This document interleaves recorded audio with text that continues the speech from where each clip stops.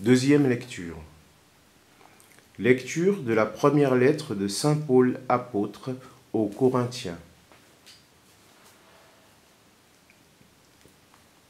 Frères, prenons une comparaison.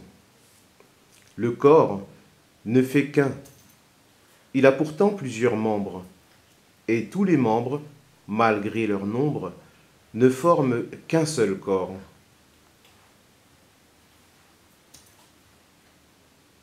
Il en est ainsi pour le Christ. C'est dans un unique esprit, en effet, que nous tous, juifs ou païens, esclaves ou hommes libres, nous avons été baptisés pour former un seul corps. Tous, nous avons été désaltérés par un unique esprit.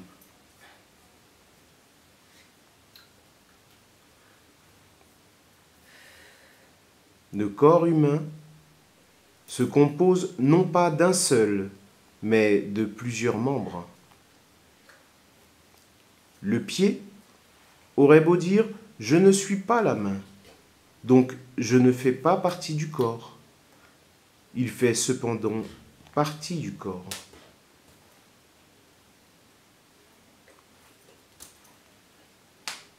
L'oreille aurait beau dire « je ne suis pas l'œil », donc je ne fais pas partie du corps. Elle fait cependant partie du corps. Si dans le corps, il n'y avait que les yeux, comment pourrait-on entendre? S'il n'y avait que les oreilles, comment pourrait-on sentir les odeurs?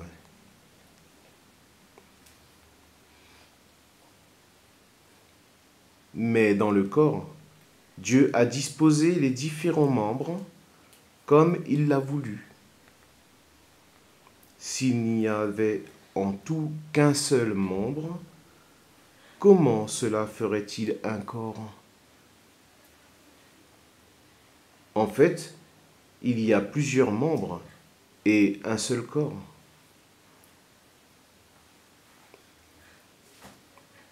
L'œil ne peut pas dire à la main « je n'ai pas besoin de toi ». La tête ne peut pas dire aux pieds « je n'ai pas besoin de vous ». Bien plus, les parties du corps qui paraissent les plus délicates sont indispensables. Et celles qui passent pour moins honorables, ce sont elles que nous traitons avec plus d'honneur. Celles qui sont moins décentes, nous les traitons plus décemment. Pour celles qui sont décentes, ce n'est pas nécessaire. Mais en organisant le corps, Dieu a accordé plus d'honneur à ceux qui en est dépourvus.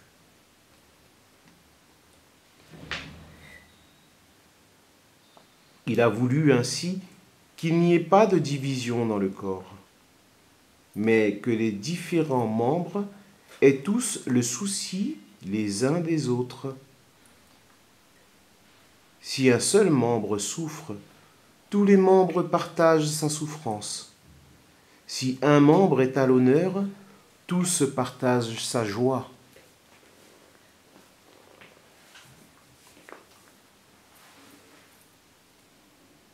Or, vous êtes corps du Christ, et chacun pour votre part, vous êtes membre de ce corps.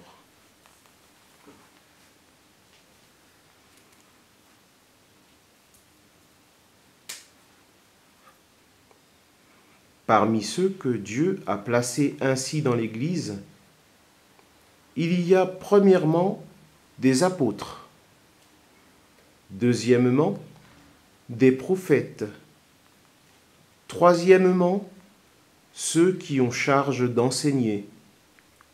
Ensuite, il y a les miracles, puis les dons de guérison, d'assistance, de gouvernement, le don de parler diverses langues mystérieuses.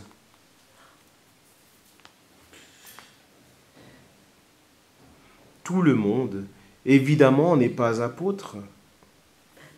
Tout le monde n'est pas prophète, ni chargé d'enseigner.